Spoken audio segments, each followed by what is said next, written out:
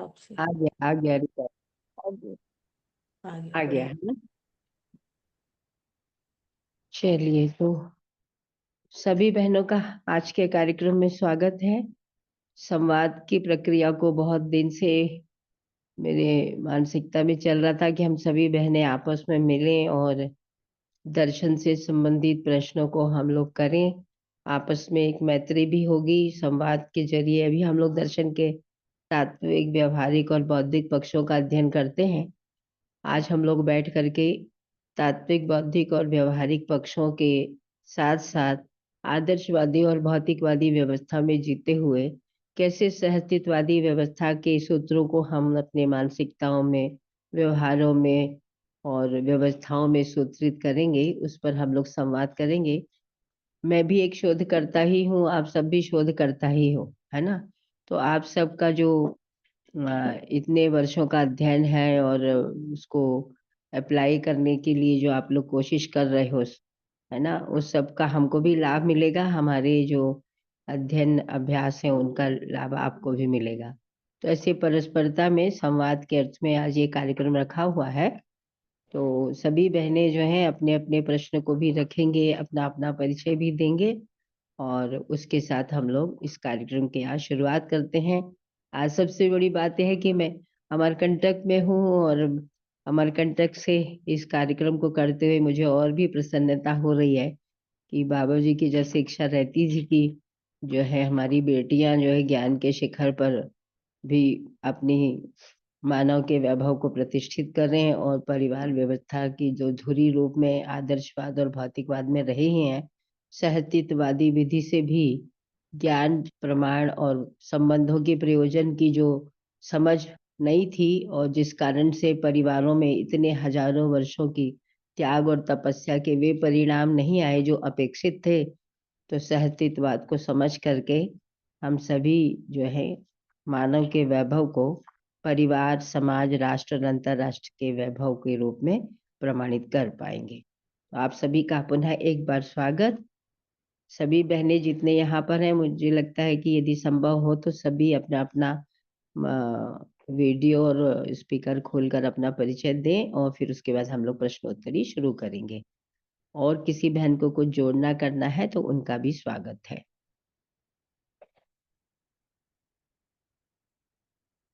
ठीक है।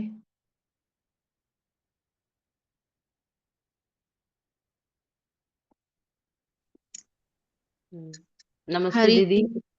सॉरी। ठीक है आप। है ना। हाँ, तो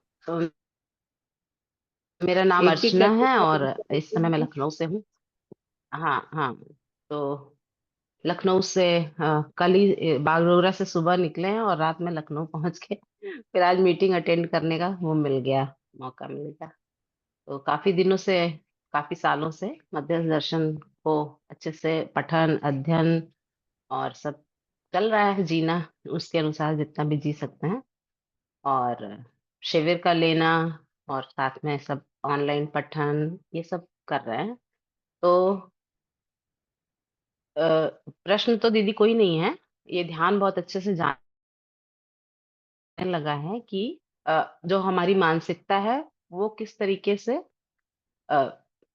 तरीके से मतलब बन रही है, बनती कैसे है, एक प्रक्रिया क्या है वो समझ में आता है। और कल भी हम रास्ते भर ये देख रहे थे कि म्यूजिक चलता है ना, तो कैसे आधा सच और आधा झूठ को एक साथ मिक्स करके हम लोगों की मानसिकता में प्रचार प्रसार के माध्यम से परोस दिया जाता है और हम लोग उसको वैसे का वैसे एक्सेप्ट करते हैं और फिर उसी के हिसाब से जो है अपना थॉट प्रोसेस चलाने लग जाते हैं, है ना। तो गाने चलते रहते हैं, फिर उसमें हम लोग सोचते हैं कि गाने हमको पसंद है, जबकि उसके बीच का जो म्यूजिक है ना, उस म्यूजिक और उस रिदम में हम जो है उसके और ज्यादा आकर्षित होते हैं, ना कि गाने के बोल की ओर। तो ये समझ में आया कि लोग क्यों खराब गाने भी क्यों इतना ज्यादा गुनगुनाते हैं, क्योंकि वो धुन के साथ में इस तरीके से। और ऐसे ही बहुत सारी चीजें हैं ना एडवर्टीजमेंट में, संबंधों के उसको लेके, भावों को लेके और फिर अपना प्रोडक्ट उसमें लगा के। तो इस तरीके से समझ में आता है कि भौतिकवादी और आदर्शवादी मान्यताओं के मिक्सचर में जो है हम लोगों के सामने अच्छा और गलत को इतना मिक्स करके वो कर दिया जाता है कि हम लोग जो है उसी मानसिकता में बहने लगते हैं। जब सतर्कता आती है तो फिर ध्यान जाता है इन सब चीजों में। इस तरीके से हम लोग मतलब ध्यान जाने लग गया है हर बात बात को देखने में, सुनने में, कि भाई ये दोनों मानसिकताओं का मिक्सचर अब अस्तित्ववादी मानसिकता के हिसाब से कैसे इसको सजाया जाएगा। तो इस तरीके से देखते हैं। और बस इतने ही परिचय हैं, आगे आप लोग अपना परिचय रखिए। दीदी आप रख रहे थे, आप रखिए परिचय।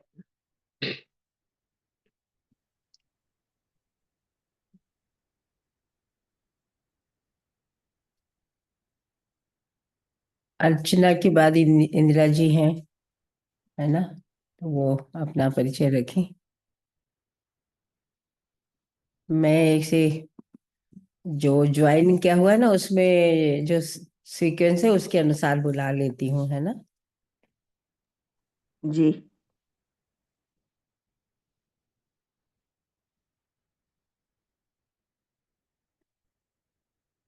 बोल पाएंगी? शालिनी मम्मी है ना? हाँ, सभी को नमस्ते। हाँ मम्मी। नमस्ते। नमस्ते। और बढ़िया, आप लोग बहुत बहुत कैसे हैं? स्वागत आपका।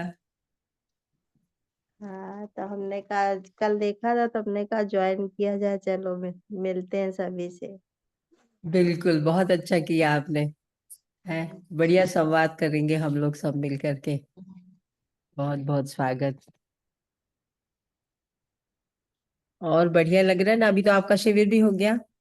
हाँ, शिविर भी हो गया। अध्ययन हम्म, चल रहा है थोड़ा थोड़ा। थोड़ा नहीं, पूरा करेंगे अपन और अब प्रबोधन करेंगे मिल के साथ में। हम्म। बढ़िया। तो ये शालिनी की मम्मी है, हमारी समधन है। एक की परिचय इनका ये भी है। तो, हाँ। बढ़िया। मैं नीचे चली गई थी थोड़ा कुछ सामान लेने। तो अब कोई और बात रखेंगे? मतलब पहले आप मुझे बुला रहे थे, मैं नीचे से वापस आई ऊपर जल्दी से। हाँ, वो मम्मी का मैंने मम्मी है क्या शालिनी, ऐसा मैंने हाँ, बात। अभी जो कल अगला मैंने। दिख रहा है वो ईगेश्वरी साहू का दिख रहा है ना? ठीक, ठीक तो है। अपन जो सीक्वेंस है ना जो इसमें, उसके अनुसार सबका परिचय ले लेते हैं, फिर संवाद शुरू कर लेते हैं। बिल्कुल बिल्कुल, बढ़िया। ईगेश्वरी बहन मेरे ख्याल से उत्सव पारा से हैं। हाँ दीदी, नमस्ते। सभी को नमस्ते। नमस्ते। जी दीदी। आपका वीडियो ओपन हो पाएगा बहन? दीदी नहीं कर पाऊंगी। अपना परिचय दे दे दीजिए, कहाँ से हैं ये भी बता दीजिए। सभी को नमस्ते। मैं छत्तीसगढ़ धमतरी से हूँ और अभी उत्सव पारण परिवार के साथ की हूँ। और अध्ययन अभ्यास में जैसे अभी शालिनी दीदी का चलता है उसमें भी जुड़ती हूँ, और सुबह हम लोग की गोष्ठी चल रही है उसमें भी जुड़ना होता है। तो अभी अ, दर्शन को समझने के क्रम में है। बस इतना रखती हूँ। और मैं टीचर हूँ, प्राइमरी टीचर। बस इतना ही रखती हूँ।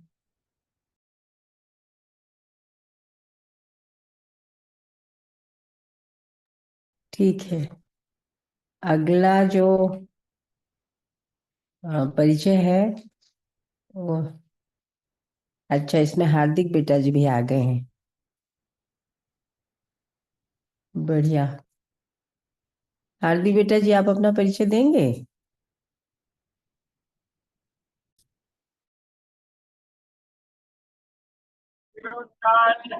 हाँ हाँ सर, आवाज आ रही।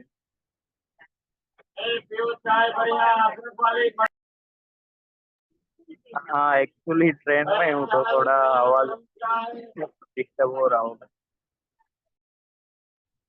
ठीक है बेटा, है ना? हार्दिक है और गुजरात से हैं और एक मनन ग्रुप युवाओं का हार्दिक भाई बेटा जी चलाते हैं। तो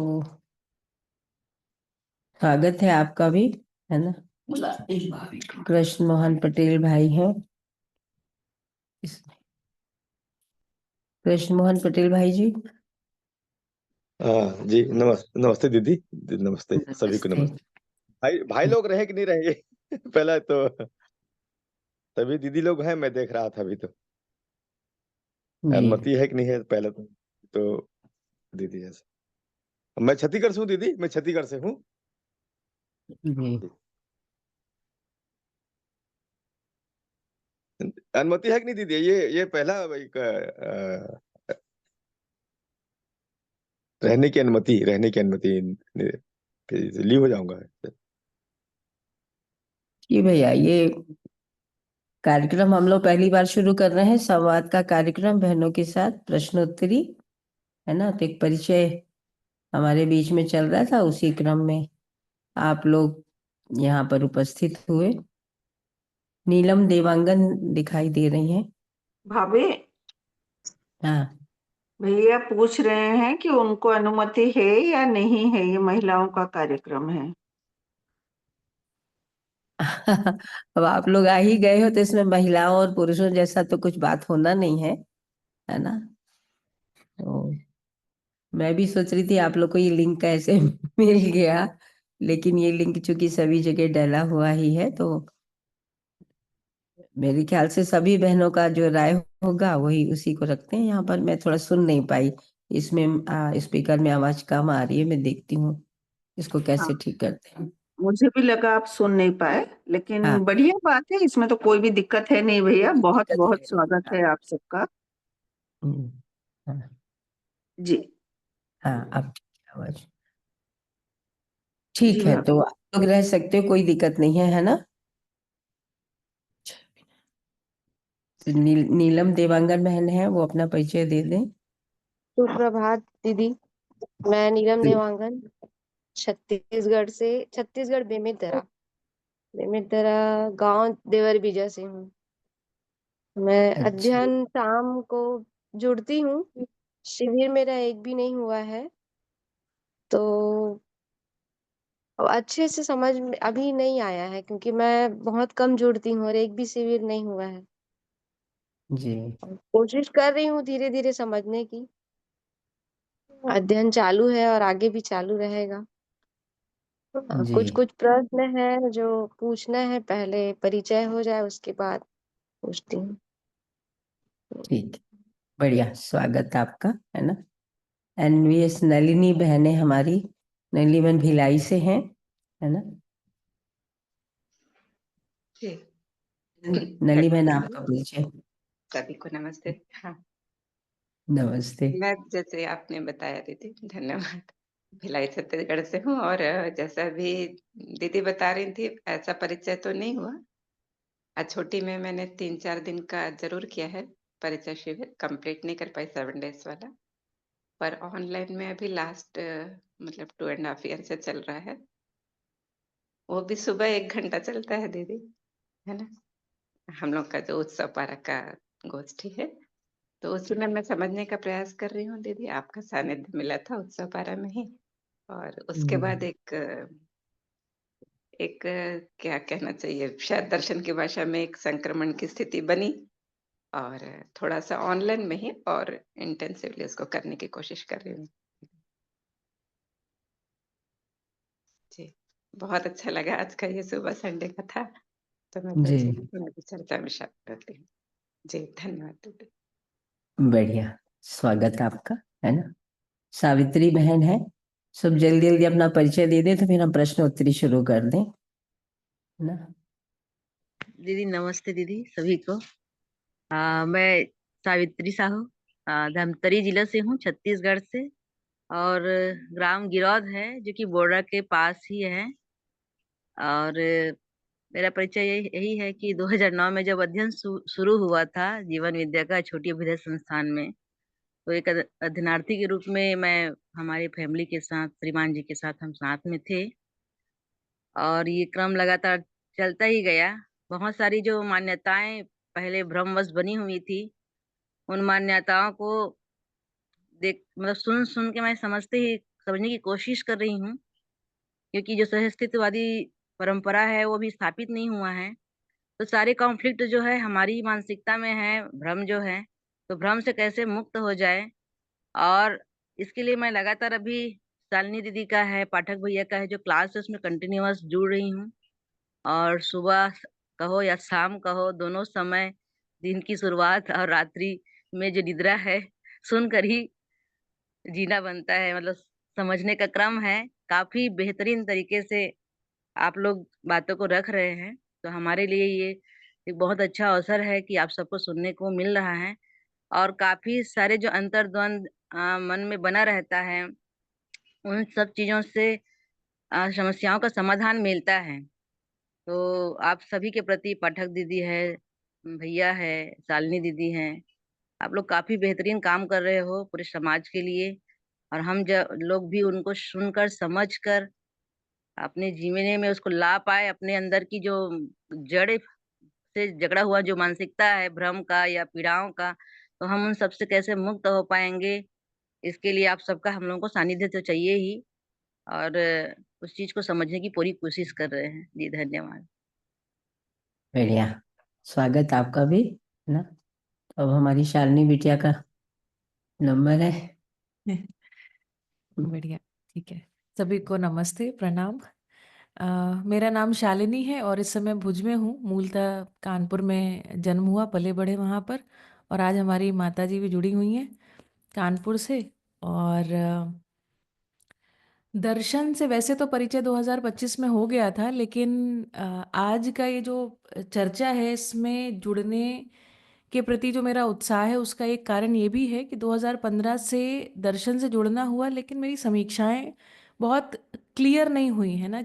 उसका एक कारण ये रहा कि जो मेरी पढ़ाई रही है ना वो इंजीनियरिंग में रही, जिसके कारण से समाज शास्त्र है ना, या फिर व्यवहार पक्ष, या फिर जनवाद की वस्तु, या फिर आदर्शवाद की जो एक कोर अवधारणाएं हैं, इन सब से जीवन काफ़ी अछूता रहा है ना। और अछूता होने के कारण बाबा जी ये विकल्प के तौर पे बात कह रहे हैं, बात तो अच्छी लग रही है, लेकिन ये किस चीज़ का विकल्प है ये मुझे स्पष्ट नहीं हुआ।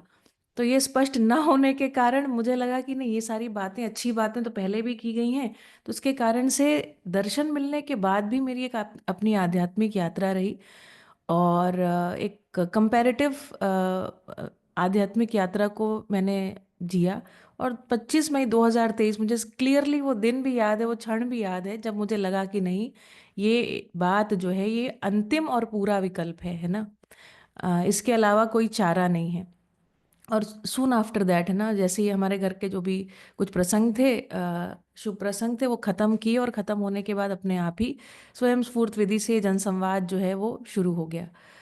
तो ये दूसरी बात, ये जो प्रस्ताव मुझे मम्मी ने शेयर किया कि हम ऐसा सोच रहे हैं, मुझे लगता है कि ये मेरा भी काफ़ी, मैंने इस पे शोध किया कि हमारा जो अ, लोगों को हम कस लेते हैं किसी आचरण प्रमाण के रूप में, है ना, कि ये हमारे कहाँ से आ रहे हैं। इतनी सारी जो मान्यताएं हमारे दिमाग में भरी हुई हैं, आ कहाँ से रही हैं आखिरकार। तो इस पर भी एक लंबी मतलब एक वैयक्तिक शोध ही चलता रहा, मानसिक शोध चलते ही रहा ओवर द इयर्स।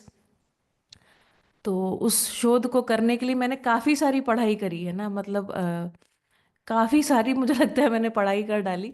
और अब जा कर के हाँ, ये विकल्प की तरह स्वीकार होता है और काफ़ी सारी स्पष्टता होती है।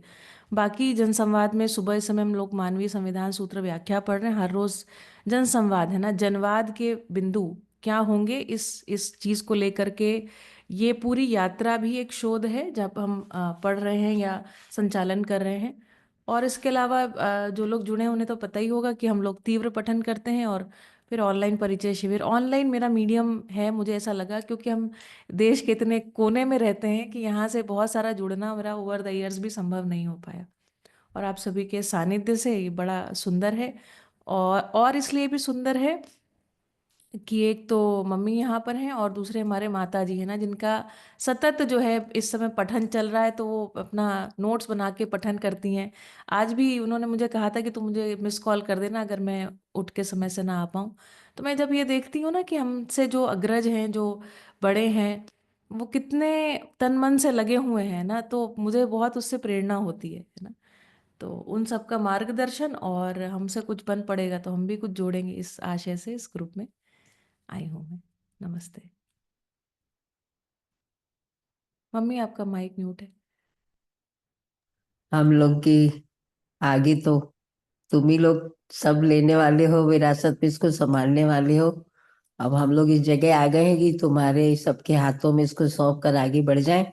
तो उस आशा की दृष्टि से आप लोग को हम देखते ही हैं, जितने भी युवा बच्चे हैं यहाँ पर।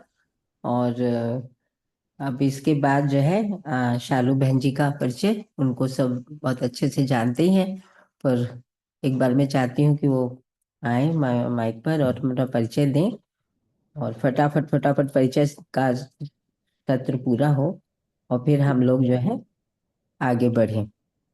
जी, मैं शालू अग्रवाल रायपुर से 2005 में दर्शन से परिचय हुआ है ना। तो पहली बार ही जब दर्शन से परिचय हुआ तब लगा कि यही तो वो चीज है जिसको मैं ढूंढ रही थी, है ना। और इसी कड़ी में 2011 में रायपुर में जब अभिभावक विद्यालय खुला तो बाबा जी का आज्ञा से मैंने फिर विद्यालय को ज्वाइन किया। तो बाल्य शिक्षा पर, है ना, संस्कार जो बीज रूप में जब रोपण किया जाता है उस जगह पर मैं काम करती हूँ। और 2018 में मैंने अपना स्कूल खोला है, एक छोटा सा प्री प्राइमरी स्कूल, मेधाश्री किड्स के नाम से। अभी बच्चों के साथ काम कर रही हूँ और अपने जीने में, परिवार में, स्तुति में, बाकी जगह अध्ययन चल ही रहा है।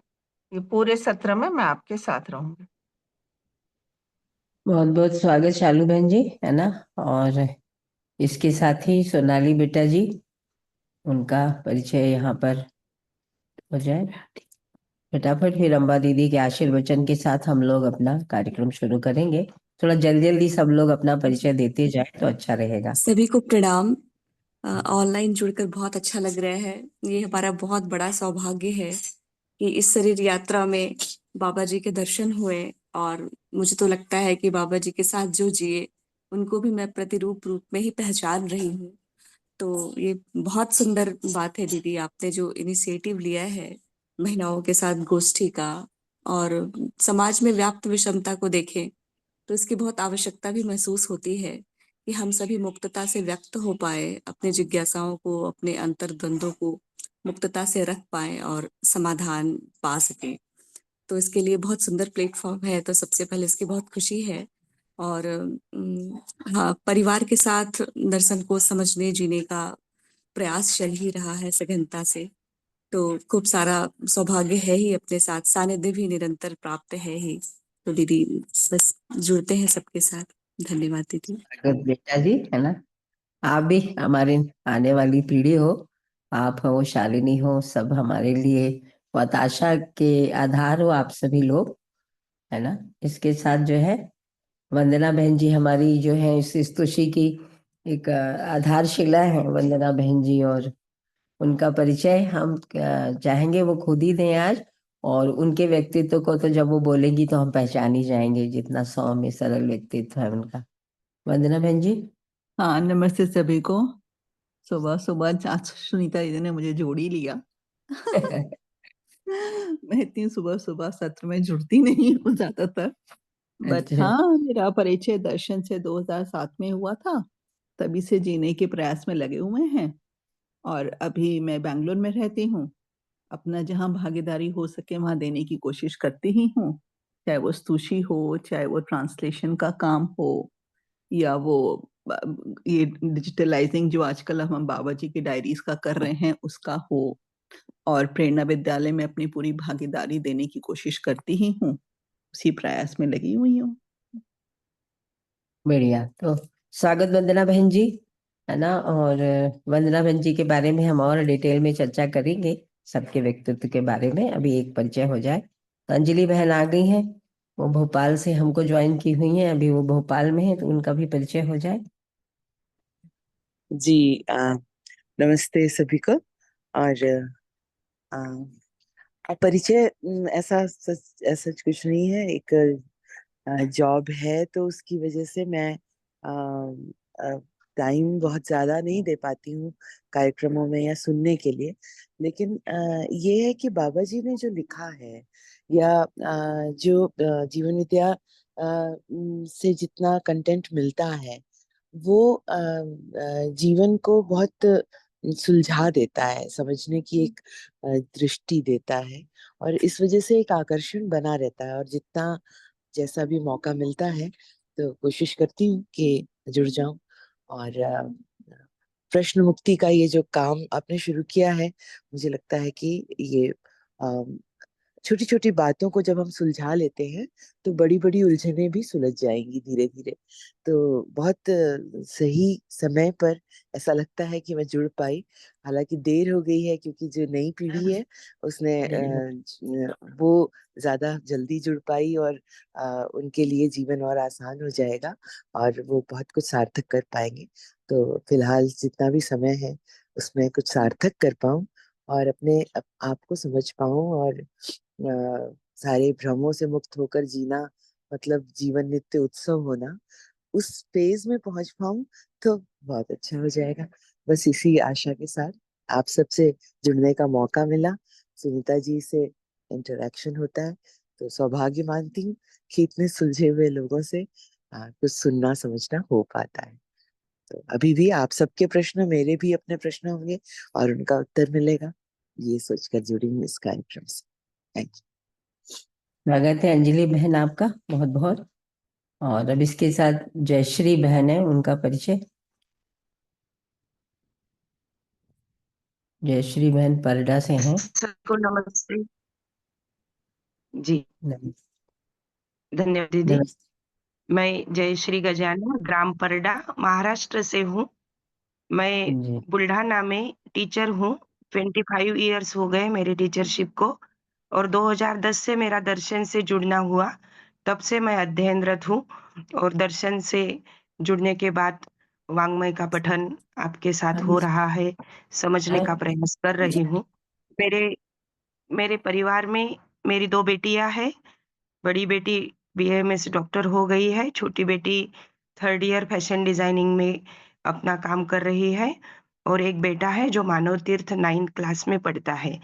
हमारे साथ हमारे माताजी पिताजी रहते हैं।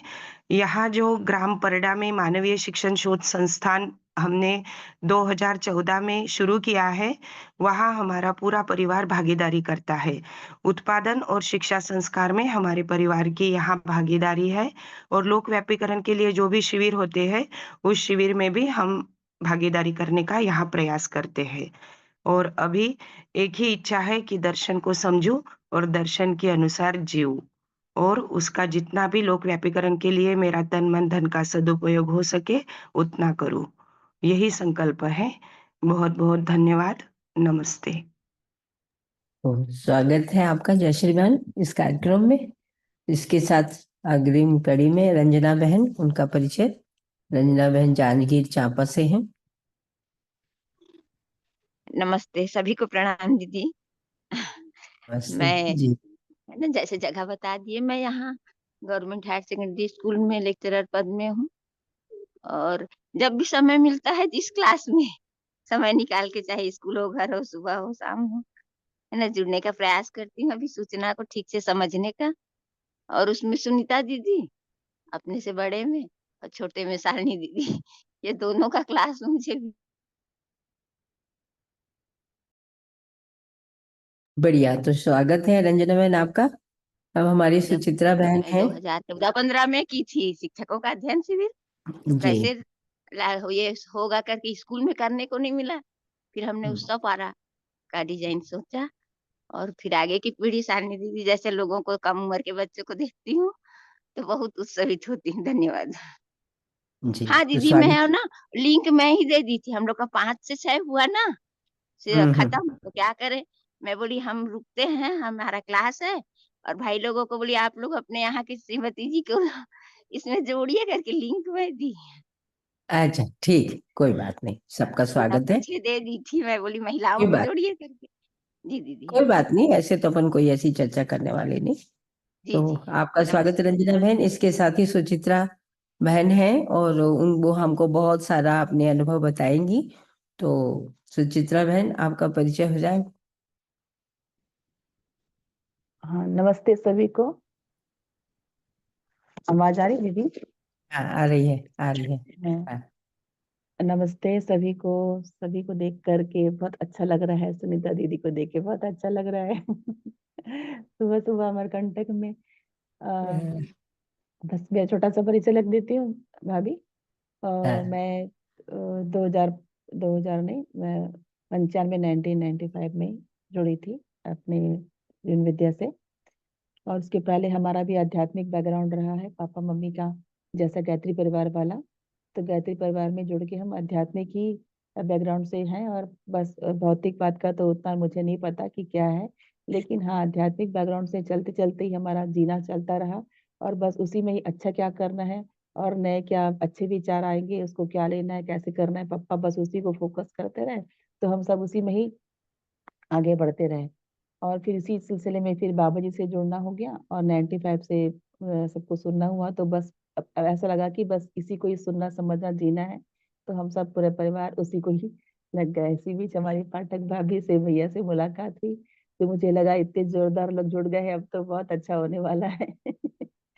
उसके बाद से मतलब बहुत सही चीज को हम पकड़े हैं, इस बात का विश्वास शुरू से ही रहा और अभी तक बना ही हुआ है। और बहुत अच्छी जगह पहुंच जाएंगे इसी विचार के साथ मैं लगी हुई हूँ और पूरा परिवार साथ देता है मेरा। 2011 से स्कूल हमारा विद्यालय प्रारंभ हुआ और बस पहले से मैं शिक्षिका पद पे थी और विद्यालय जुड़ना हो गया और बस शोध प्रारंभ हो गया बच्चों के साथ। और अभी भी अभिभावक विद्यालय में जुड़ी हुई हूँ। अभिभावक विद्यालय रायपुर में 5वीं तक का शिक्षा बच्चों के साथ पूरा करने के बाद मेरा फिर 6 से लेकर 10 तक के बच्चों का इधर है छोटी विद्यालय में समय देना होता है। और भी छोटी विद्यालय में समय देती हूँ पूरा। और बस अपना परिवार में अपना स्वयं में अभ्यास के बिंदु क्या होंगे और कैसे जीना होगा, इसी पे ही फोकस होते रहती हूँ। बस इतना ही है। अभी तो पूरा अभ्यास पूरा हो जाए, आराम में आ जाऊं, इतने ही सोचते रहती हूँ। बढ़िया, स्वागत सुचित्रा बहन आपका, है ना। इसके साथ हमारी जो कल्याणी बहन है, बहुत ही उत्साही और वो बेमित्रा से हैं, वो अपना परिचय देंगी। कल्याणी बहन। प्रणाम दीदी, आप सभी को प्रणाम, सुप्रभात। थोड़ा छोटा सुप्रभात। परिचय देना चाहूंगी बस। मेरा नाम कल्याणी देवांगन है और बेमेतरा से हूँ। और दर्शन से जुड़ना 2010 में सोम भैया के शिविर के माध्यम से हुआ था, लेकिन बीच में लिंक टूट गया था। अभी 2 साल से रायगढ़ परिवार और हमारी प्रेरणादायी सुनीता दीदी के माध्यम से जुड़ना और समझने का जो क्रम है वो चल रहा है। और आज तो बहुत अच्छा महसूस हो रहा है सभी दीदी लोग को देख के कि कितना कुछ सीखने मिलेगा और समझने मिलेगा। मतलब सीखने समझने के लिए हर पल मन उत्साहित रहता है ये।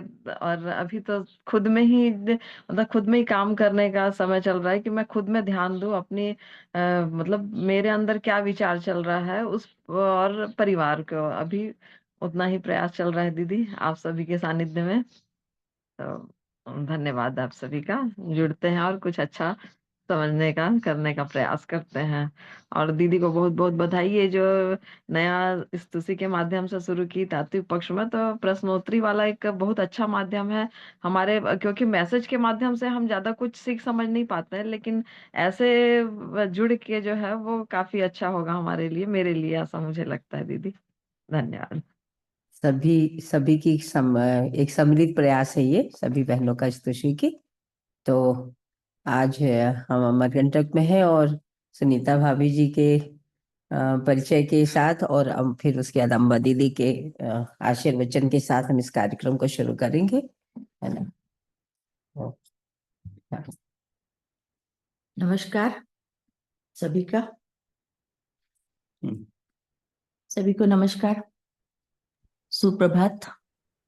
और मैं अमरकंटक से सुनीता शर्मा, बाबा जी की बड़ी बहू, इस परिवार में आई, ये मेरा बहुत बड़ा पुण्य है। और अब मैं कुछ कर पाऊं तो पुण्यशील मानूंगी अपने को। अभी तो अपने लिए ही अपने जीने के तरीके को कैसे सही किया जाए इसी का प्रयास कर रही हूँ।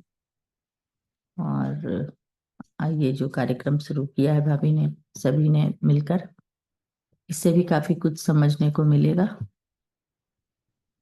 देखते हैं यात्रा कहाँ तक पहुंचती है, कुछ तो कर ही लेंगे। और फिर दूसरे जन्म के लिए भी कुछ छोड़ के रखेंगे। थोड़ा सफाई कर लें अभी, फिर ग्रहण तो इतनी जल्दी पूरा होगा नहीं मेरे को। देखते हैं जी। नमस्कार। स्वागत। तो आइए अम्बा दीदी के आशीर्वचन के साथ हम लोग इस कार्यक्रम का शुभारंभ करते हैं। दीदी हम सबके बीच उपस्थित है और इस तुलसी की संरक्षक भी, और हम सबका सौभाग्य है कि हम सबके लिए प्रेरणा स्रोत दीदी है हर प्रकार से, है ना। और दीदी जैसे व्यक्तित्व के धनी हम भी हो जाए ये कामना है। सभी दीदी को नमस्कार। ये प्रश्नोत्तरी कार्यक्रम बहुत ही अच्छा लग रहा है, सुनीता पाठक भाभी ने जो शुरू किया है। इससे हर समस्या का समाधान तो होगा ही, क्योंकि पिताजी ने जो दर्शन लिखा है उसमें हर प्रश्न के उत्तर हैं। और इसको विकल्प, ये पूरे मतलब उसमें आदर्शवाद और भौतिकवाद का विकल्प तो है ही है। इसमें हर प्रश्न का उत्तर है, हर समस्या का समाधान है। तो सुनीता पाठक भाभी ने बहुत ही अच्छा कार्यक्रम शुरू किया है, इसके लिए मैं उनको बहुत ही धन्यवाद देती हूँ। और मैं भी पूरा कोशिश करूंगी इसमें जुड़ने का। नमस्कार। तो दीदी के आशीर्वचन के बगैर कुछ कार्यक्रम आगे बढ़ना संभव नहीं। आज बहुत सौभाग्य है कि मैं यहाँ पर उपस्थित हूँ संयोगवश, और बाबा जी के आशीर्वाद, अम्बा दीदी के आशीर्वाद के साथ आज ये कार्यक्रम प्रारंभ करते हैं। तो हम में से उत्तर देने के लिए शालिनी बहन, शालिनी बेटा जी, और शालू बहन जी, वंदना बहन जी, अंजलि बहन और अर्चना, है ना। इतने हम सब लोग हैं, और बाकी हम सब एक दूसरे के प्रश्न भी करेंगे और उत्तर भी। जो बाकी बहनें हैं उनको लगता है कि वो भी दे सकते हैं तो वो भी उत्तर प्रस्तुत कर रही है ना। सब लोग हैंड रेज करके अपने अपने प्रश्न को भी रखें, और उत्तर देने के लिए भी हैंड रेज करके रखेंगे तो एक व्यवस्था बनी रहेगी, ऐसा मुझको लगता है। तो आइए आप सभी का इस संवाद प्रश्नोत्तरी में स्वागत है। तो पहला प्रश्न जो है, शालू बहन जी।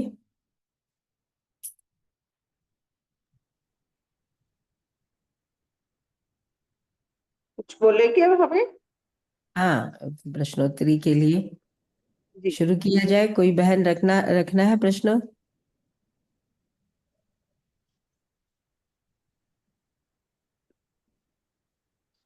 सब प्रश्न लेके आए हैं ना?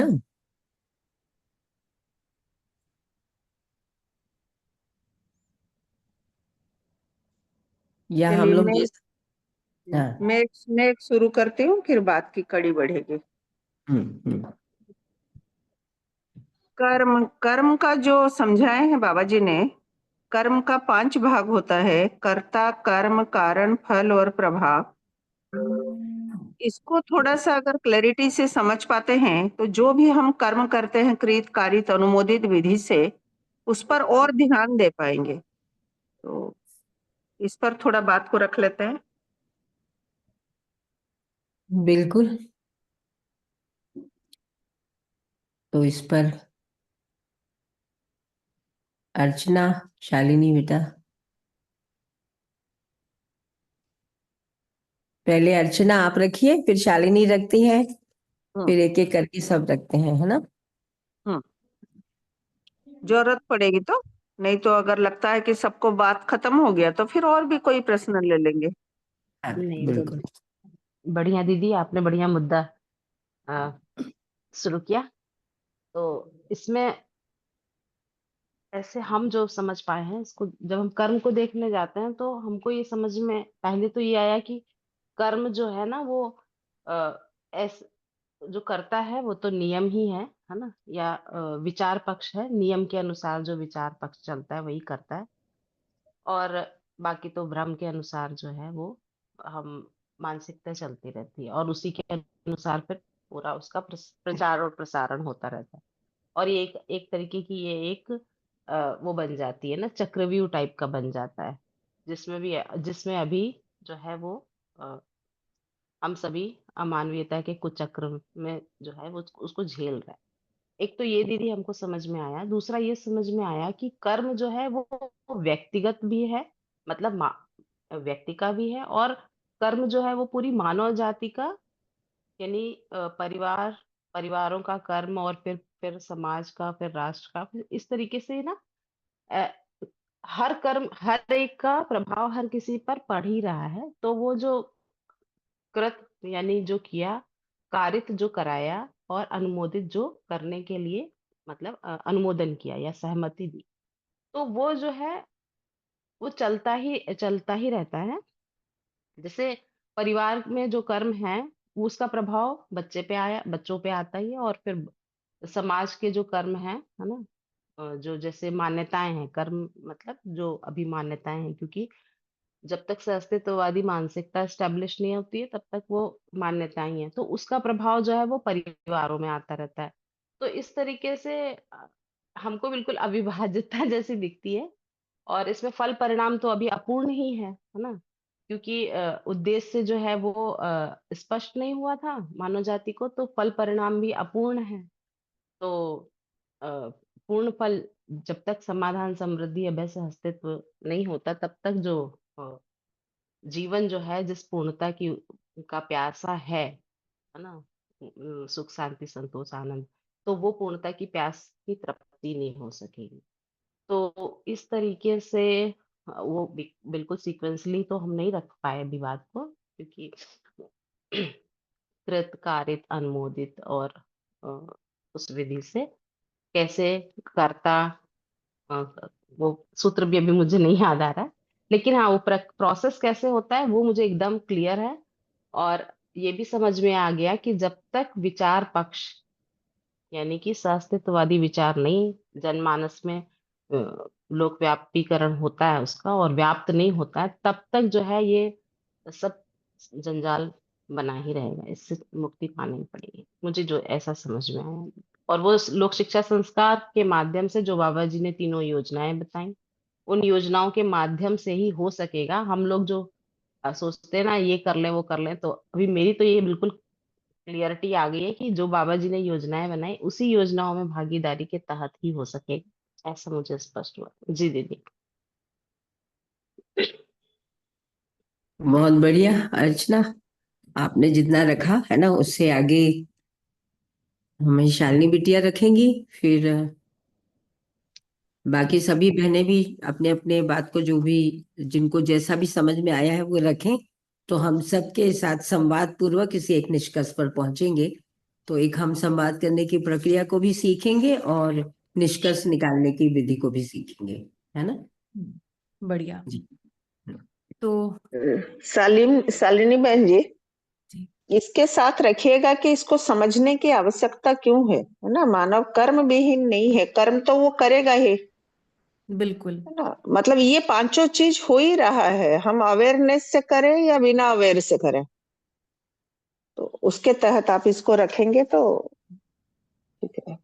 ठीक है ना, ठीक है शालू दीदी, इसका प्रयास करते हैं। तो जब जैसे ये प्रश्न आया ना, तो मुझे मानव कर्म दर्शन का अध्याय एक तुरंत दिखने लग गया, है ना। तो कर्म शब्द, और अच्छा, कर्म को लेकर के ना पहले से भी हमने कुछ मान रखा है ना। जैसे देखिए, हम लोग कुछ सेंटेंसेस यूज करते हैं ना, तुम मेरे बुरे कर्मों का फल हो, या ये मेरे अच्छे कर्मों का फल है ना, मेरे तो कर्म ही खराब थे। ऐसे हम भाषा में ये कर्म शब्द का इस्तेमाल करते रहे हैं। वो जो मान्यताएं, पूर्वाभ्यास और पूर्वाग्रह है ना, ये तीनों शब्दों के साथ है ना, इस जब कर्म दर्शन को देखते हैं तो क्या अलग बात बाबा जी कह रहे हैं, इस पर विचार करने का एक इच्छा भी बनती है, और मतलब इच्छा ही आवश्यकता, ये भी लिखते हैं इसी अध्याय में। तो ये बहुत आवश्यक लगता है। फिर जैसे कि अर्चना जी ने कहा, ये कर्म, अब ये एक्सपांशन कैसे शुरू होता है देखने का। तो कर्म जो है, अभी तक हम सिर्फ उसको व्यक्तिगत समझते रहे ना, मेरे कर्म, मैं अगर अच्छा कर्म करूं तो मुझे अच्छा फल मिलेगा और बाकी दुनिया जाए भाड़ में। मतलब ये इसमें निहित रहता है ना, ये हमको इससे मतलब हम बोलते नहीं है इसको, लेकिन ये निहित रहता है कि मैं अच्छा कर्म करूं, जल्दी जल्दी अच्छे कर्म करके जल्दी जल्दी हमको स्वर्ग मिल जाए, काम खत्म हो, मुक्ति हो। तो कहीं ना कहीं हमें पता भी नहीं चलता है कि हम सारा दिन जो भाषा बोलते रहते हैं या जो सामान्य रूप से भाषा बोलते सुनते रहते हैं, उसमें कहीं ना कहीं ये मोक्ष की कल्पना हमारे में बनी ही रहती है। मेरे लिए ये शोध का विषय रहा है ना। तो मैं एक बड़ा इसमें एक एग्जांपल देती हूँ, सिंपल सा है ना। जैसे कि हम अकेले, जैसे अभी अर्चना जी ने कहा ना, परिवार के भी कर्म हैं, समाज के भी है ना, व्यक्ति, परिवार, समाज, राष्ट्र, अंतर्राष्ट्र ना, इन सभी परिप्रेक्ष्यों में कर्म है। तो व्यक्ति के व्यक्तिगत जो वो निर्णय लेता है, इस प्रकार से परिवार में एक निर्णय होता है, और परिवार की मानसिकताएं ही फिर एक समाज का निर्माण करती हैं। निश्चित रूप से व्यक्ति में जो विखंडनवादी मानसिकता है, उसके कारण से परिवार भी विखंडित, और इस प्रकार से जो समाज है वो भी समुदायों के रूप में विखंडित दिखाई पड़ता है, जिसके कारण से ये विखंडनवादी मानसिकताओं के कारण ही पूरे समाज में एक दाह की स्थिति है, जलन है ना। जैसे नाभिकीय विखंडन सूरज में हो रहा है ना, तो नाभिकीय विखंडन जैसे सूरज में, वैसे ही समाज जब तक विखंडित है तो यहाँ पर भी वो दाह, वो ताप, वो जो आवेश है ना, वो बना रहेगा। तो मैं इसको ऐसा देखती हूँ ना, जैसे कोई भी व्यक्ति आज जंगल में भी बैठे, और जंगल में बैठा है, मान लीजिए यहीं कहीं भुज के आसपास काफी सारे जंगल हैं, यहाँ बैठा है, और यहाँ भूकंप आ जाए तो वो भी प्रभावित होगा ही होगा, है ना। कोई भी व्यक्ति समाज से किसी भी क्षण कटा हुआ नहीं, जैसे अर्चना दीदी ने कहा। जो वो व्यक्ति है ना, उसको भी भोजन खाना है, कपड़ा पहनना है। तो हम सभी समाज से चाहें ना चाहें एकदम जुड़े हुए हैं, प्रकृति के साथ अविभाज्य हैं ही। सांस लेके ही आप तपस्या करेंगे, है ना। कोई भी व्यक्ति बिना सांस लिए तपस्या नहीं किया है।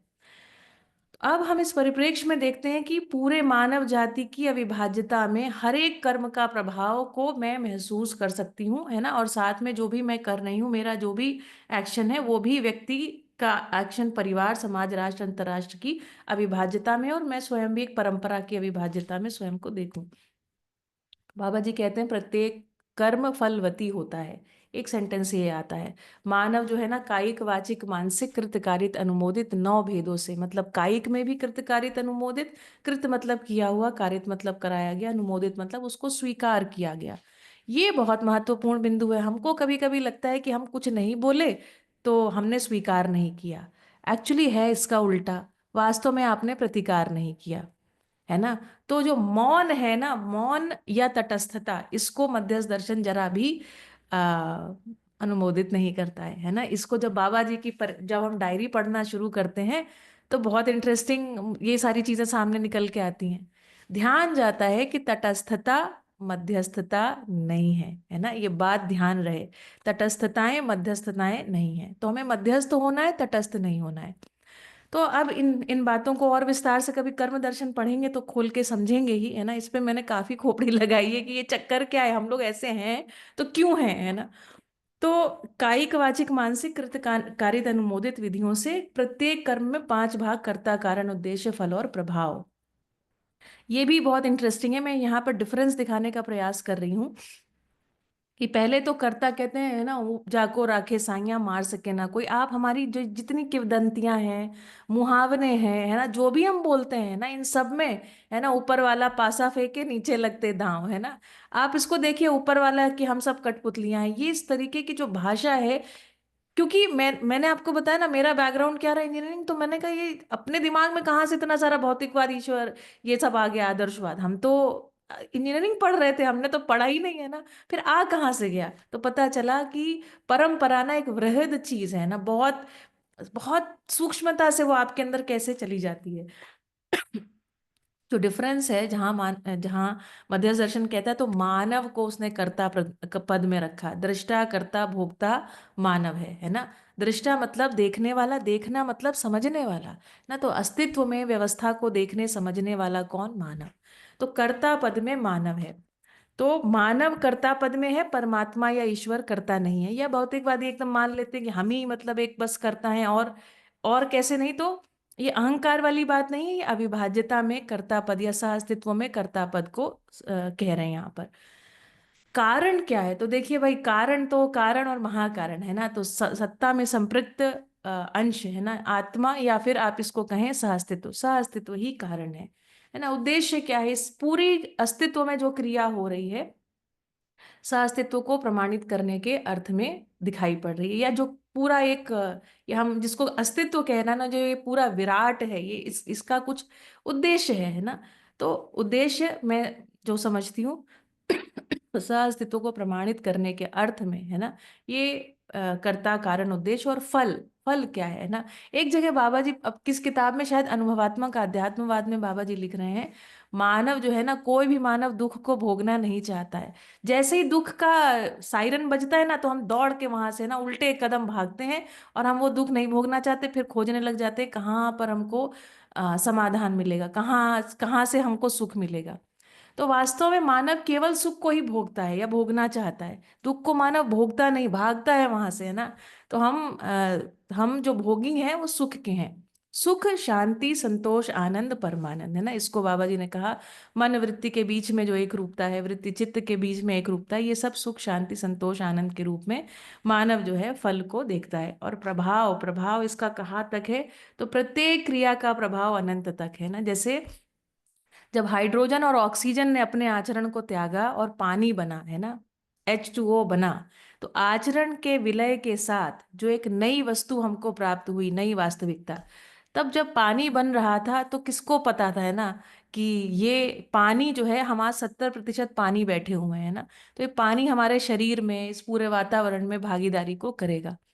तो इसी प्रकार अब हम, है ना, जो मतलब मानव का ज्ञानावस्था की इकाई का जो अस्तित्व है, वो इस पूरे अस्तित्व को समझ करके एक अंतरराष्ट्र के स्तर पर भागीदारी को करेगा, अनंत ब्रह्मांड के स्तर पर भागीदारी। तो हाइड्रोजन ऑक्सीजन का बनना, इसको अविभाज्यता में देखते हैं ना, तो समझ में आता है कि प्रभाव कहाँ तक है, अनंत तक।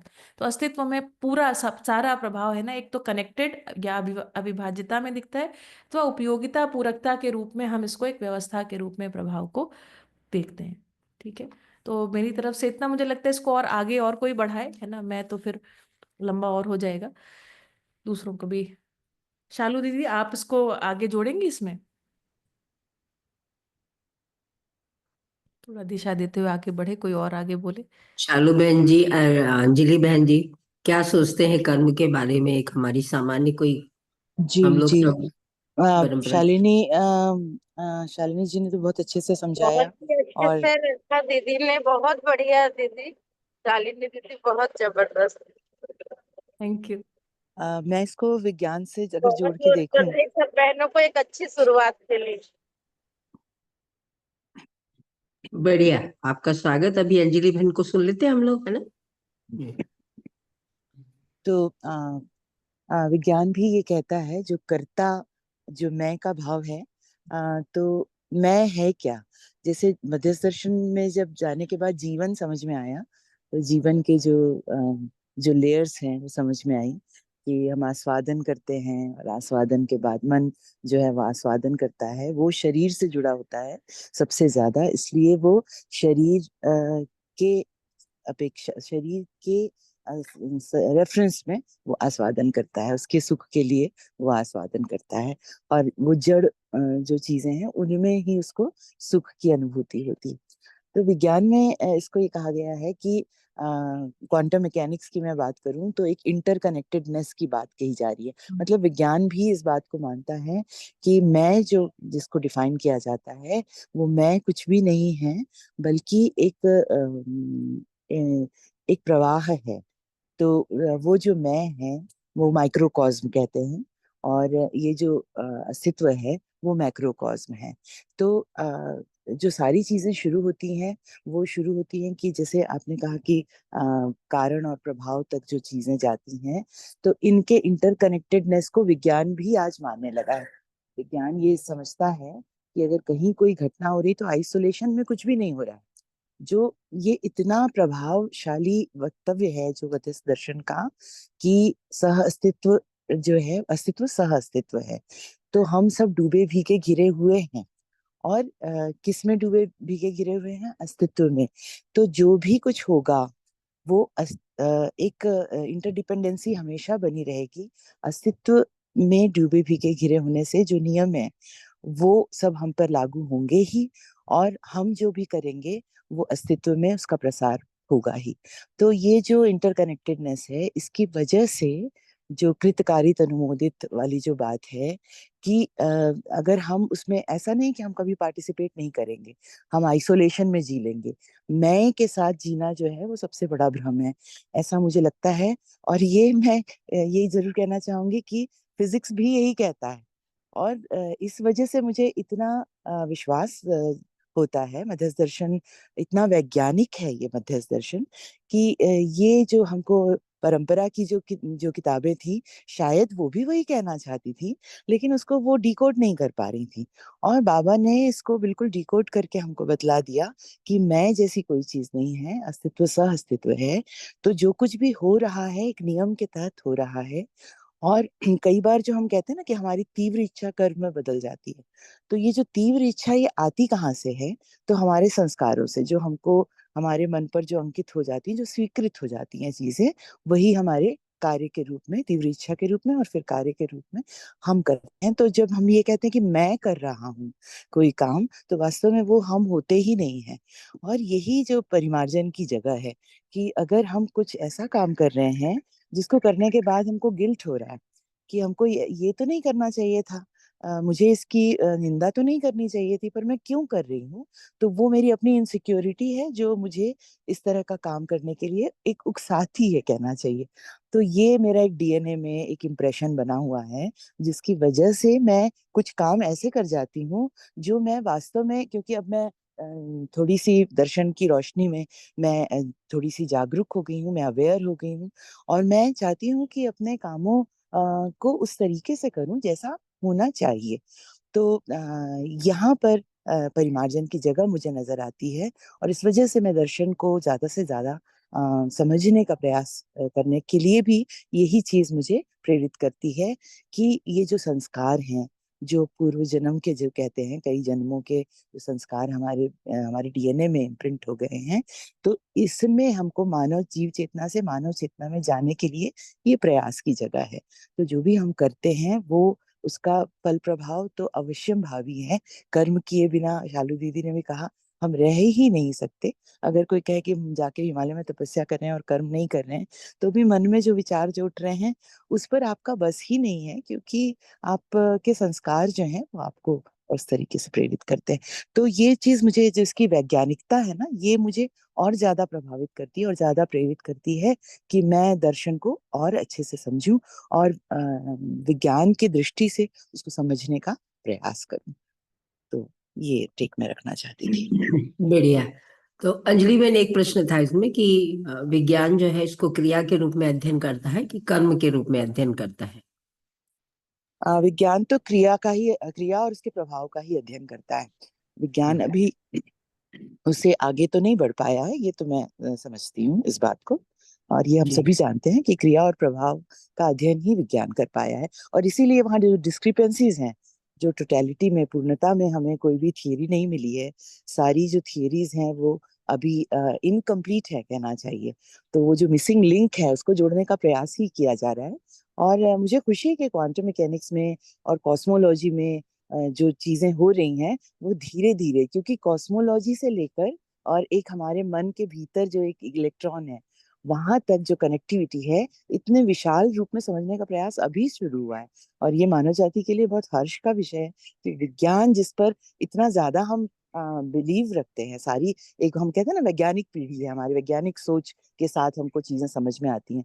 तो आप नई पीढ़ी को तो समझा ही नहीं सकते बिना विज्ञान के, उनको विज्ञान पे बहुत भरोसा है। तो विज्ञान खुद अब इस बात को मतलब विज्ञान जो है अपने ऊंचे सिंहासन से नीचे आ रहा है और पूर्णता की ओर अब वो एक कंप्लीट थियरी, प्रकृति के नियम को समझने का प्रयास कर रहा है, अपने नियम उन पर थोप नहीं रहा है। तो ये जो चीजें हो रही हैं, ये वास्तव में ये बहुत सारी अच्छी घटनाएं हो रही हैं, जिसके कारण जल्दी ही कुछ अच्छा परिणाम मिलेगा, ऐसा मुझे लगता है। बिल्कुल। बहुत अच्छा, क्योंकि बहुत बढ़िया। और शालिनी बहन जी, तब आप आवाज दे रहे थे, मैं लिफ्ट में थी इसलिए बात नहीं कर पाई। तो आपने बहुत बढ़िया से समझाया। तो इस पर और बात रखने का अभी समय है भाभी, कि नेक्स्ट बार रखना है इसी को? नहीं, इसको कंक्लूड कर लेते हैं इस मुद्दे को, फिर उसके बाद अपन आज सभा को विराम देते हैं। आप कर दीजिए कंक्लूड। है ना? तो जैसे कर्म के बारे में अर्चना ने भी रखा, शालिनी ने भी रखा, अंजलि बहन जी ने भी रखा, और तीनों बड़े अच्छे जो वक्तव्य हैं वो आए, और एक बहुत ही गरिमा में प्रश्न के साथ आज के सत्र की शुरुआत हुई, और गरिमा में उत्तर भी रहे, है ना। और ये प्रबोधिनी जो सभा है वो निश्चित रूप से ज्ञान को प्रतिनिधित्व करेगी आने वाले समय में, ऐसा दिख रहा है। तो कर्म को लेकर के जैसे अर्चना ने अपनी बात को रखा, तो उन्होंने कहा कि कर्म व्यक्तिगत नहीं होते हैं, है ना, क्योंकि परंपरा से जो भी कुछ मिला रहता है उसके आधार पर ही व्यक्ति के कर्म, है ना। तो एक व्यक्ति जब अपने कर्म को करता है, तो जैसे हिमालय में जाकर के कोई बैठ गया तो वो आदर्शवादी कर्म को सपोर्ट कर रहा है ना। ऐसा लगता है कि हम वहां नहीं कर रहे हैं, लेकिन वो हिमालय में जाकर बैठा है, मतलब आदर्शवादी परंपरा में जो कर्म को पहचाना गया है ना, कर्म को आदर्शवादी परंपरा में स्वर्ग मिलने के लिए जितने भी कर्म किए जाते हैं उनको सबको कर्म कहते हैं। ऐसा जब हम विकल्प को पढ़ते हैं तो बाबा जी के ही जो निष्कर्ष है उसके अनुसार ही मैं ये बात को रख रही हूँ। भौतिकवाद जो है वो कर्म को तो इस प्रकार से डिफाइन नहीं करता जैसे आदर्शवाद करता है, लेकिन यदि हम भौतिकवाद को बहुत गहन अध्ययन करें तो जो मानव की पहचान है, जिसको एंथ्रोपोलॉजी बोलते हैं, जिसको मानव शास्त्र बोलते हैं, उसमें जितना भी मानव का परिभाषा और आइडेंटिफिकेशन है या पहचान है वो कर्म के आधार पर ही है। जैसे स्त्रियों का मानव शास्त्र या विज्ञानियों का मानव शास्त्र या जो है अर्थशास्त्रियों का मानव शास्त्र, तो समाज शास्त्रियों का मानव शास्त्र या कृषकों का मानव शास्त्र, ऐसे करके लगभग जितने प्रकार के मानव कर्म करता है उसके आधार पर मानव को पहचानने का प्रयास भौतिकवाद में हुआ है। यदि कभी देखेंगे तो 100-150 से ऊपर परिभाषाएं जो है एंथ्रोपोलॉजी में या जिसको मानव शास्त्र कहते हैं उसमें किया गया है। तो आदर्शवाद और भौतिकवाद में जो बहुत अलग है, मतलब भौतिकवाद कर्म को तो नहीं बोलता, लेकिन क्रिया के आधार पर मानव के जो क्रियाकलाप है उसका अध्ययन जो है उसके आधार पर मानव के अध्ययन को वो प्रस्तुत करता है। आदर्शवाद जो है वो कर्म को जब बात करता है तो वो स्वर्ग मिलने के रूप में है। इसीलिए हम लोग कहते हैं कि यह व्यक्तिवादी लक्ष्य है, क्योंकि परिवार का लक्ष्य तो नहीं है, परिवार में सभी का लक्ष्य तो मोक्ष नहीं होता है। और आदर्शवाद में भी जो व्यक्तिवादी अहंताएं हैं, जैसे मानव जो भी कर्म करता है, कृषि करता है, इंजीनियर बनता है, या वो भूगोल में काम करता है या इतिहास में, एक तो ये फ्रेगमेंटेड है ना कार्यक्रम, तो ये अलग अलग है, खंड खंड है। एक मानव अपने को एक मानव रूप में या परिवार के अविभाज्य या समाज के अविभाज्य इकाई के रूप में नहीं देख पाता है, जबकि उसका जीना वैसा ही है।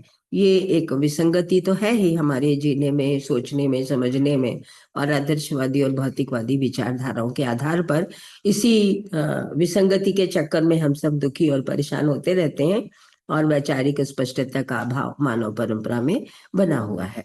तो मध्य दर्शन में जो है जब कर्म की बात हो रही है, जैसे शालिनी ने रखा कि ये परंपरा से आता है, यानी आदर्शवाद हमारे अंदर कैसे घुस गया। यानी जब हम विज्ञान को भी देखते हैं तो आदर्शवादी विधि से देखने लगते हैं, और विज्ञान के बहुत सारे कार्यक्रमों को आदर्शवादी विधि से, आदर्शवादी बहुत सारे कार्यक्रमों को हम विज्ञान विधि से देखने का प्रयास मानव कर ही रहा है ना।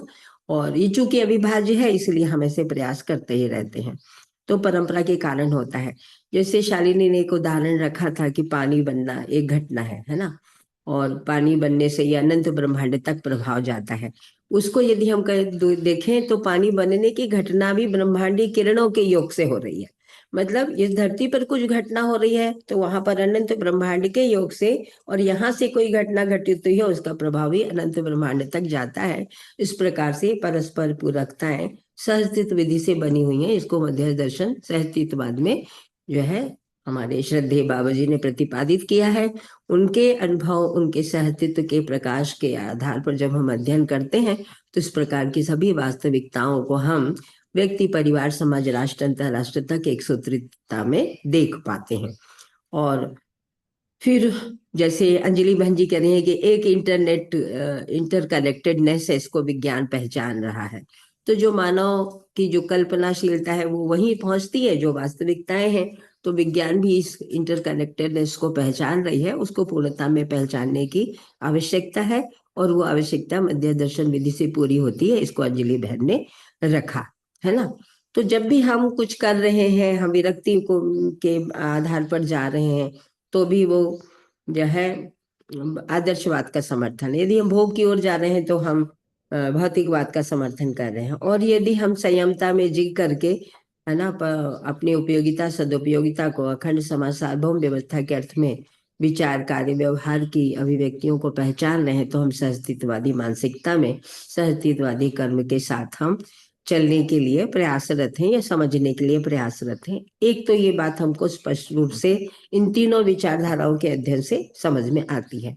उसके साथ बाबा जी ने जब कर्म को कहा कि कायिक वाचिक मानसिक कृत कालित अनुमोदित भेद से कर्म होता है, यानी ऐसा नहीं है कि यदि आप नहीं करोगे भागीदारी तो आपका भागीदारी नहीं रहेगा। यदि बाबा जी बोलते हैं कि सभा में राय देना, सहयोगी को सहयोग करना, बिगड़े हुए को सुधारना, निराशा में आशा भर देना, धीरता वीरता उदारता, यही मेरी पहचान।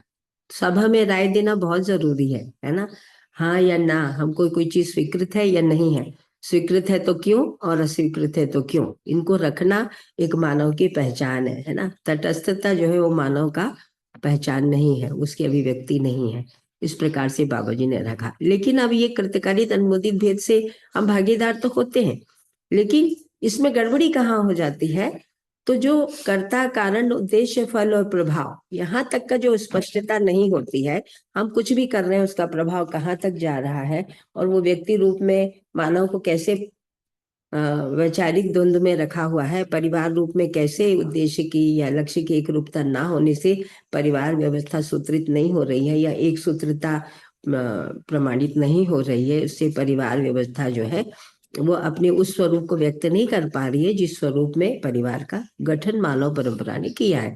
फिर परिवारों के योग से जो समाज है वो भी सूत्रित नहीं हो पाता है इस प्रभाव को पहचाने बगैर, और राष्ट्र अंतरराष्ट्र तक भी नहीं हो पाता है। और इस अस्पष्टता के कारण से आज मानव जाति जो है व्यक्ति रूप में अंतर्द्वंद का शिकार है, परिवार रूप में परस्पर जो है विरोध से है, समाज रूप में जो है सांप्रदायिक मानसिकताएं, सामुदायिक मानसिकताएं, है ना, नस्ल रंग जाति के मानसिकताओं के आधार पर श्रेष्ठ निष्ठता के रूप में अपमान से पीड़ित होते हुए हम निरंतर सम्मान के पहचान के लिए त्रसित है। और राष्ट्र रूप में तो हम अभी युद्ध चल रहे हैं दो राष्ट्रों के बीच में, और ये विभीषिका को पूरी मानव जाति झेल रही है, जबकि मानव जाति युद्ध नहीं करना चाहती। और अंतरराष्ट्रीय स्तर पर इस सूरज की गर्मी का ताप हम हर रोज झेल ही रहे हैं, जबकि उस ताप को ठंडा करने के काम में इस धरती की जो भूमिका थी उसको मानव ने नहीं पहचाना, और नियम विरुद्ध उत्पादन करके अंतरराष्ट्रीय स्तर पर भी मानव ने अपने कर्म के द्वारा, पूरी मानव जाति का जो कर्म है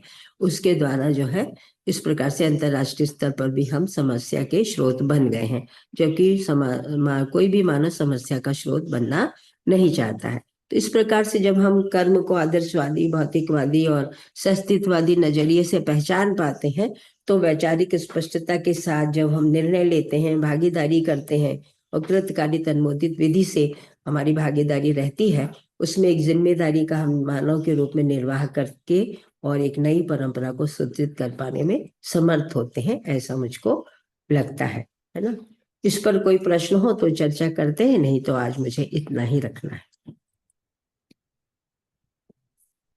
ठीक है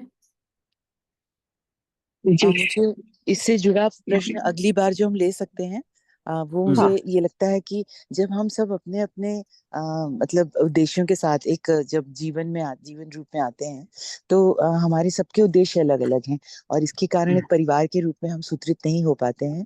तो क्या ये मान लेना कि सारे संबंध मेरी पूर्णता के लिए हैं, और इसलिए हम प्रयासरत रहें और एक सामंजस्य स्थापित करके परिवार के रूप में आगे बढ़ सकें।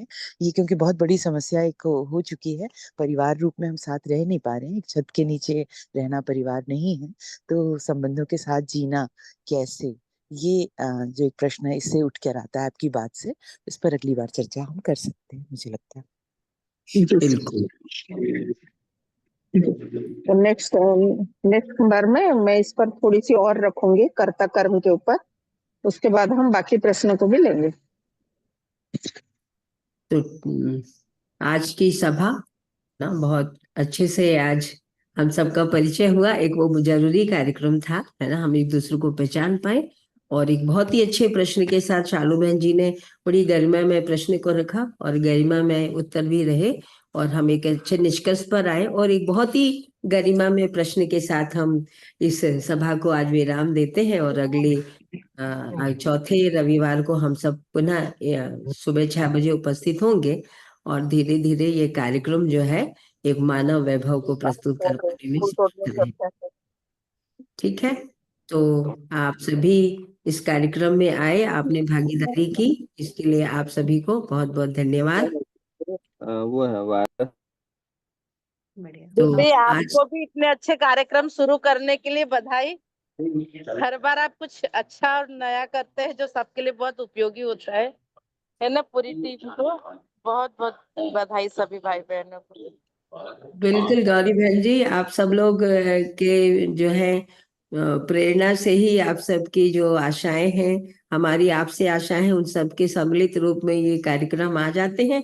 और मैं चाहती हूँ कि हमारी सभी बहनें जो है प्रबोधन करें, है ना, इस सभा में बैठे, और ज्ञान के शिखर पर हम ध्वजा लहराएं मानव के वैभव के रूप में, है ना।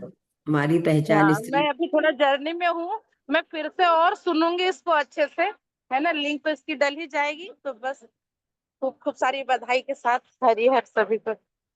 ठीक है, हम ये रिकॉर्डिंग जो है शालिनी बेटा जी से बात करके इसको रिकॉर्डिंग को अपलोड करा देंगे, है ना, क्योंकि काफी अच्छी चर्चा रही है। और अगले चौथे रविवार को पुनः सुबह आप सभी से भेंट होती है। तब तक के लिए आप सभी को हरिहर नमस्कार, शुभ दिन सभी को। हरिहर सबको प्रणाम। हरिहर नमस्ते सभी को जी, सभी को प्रणाम। जी।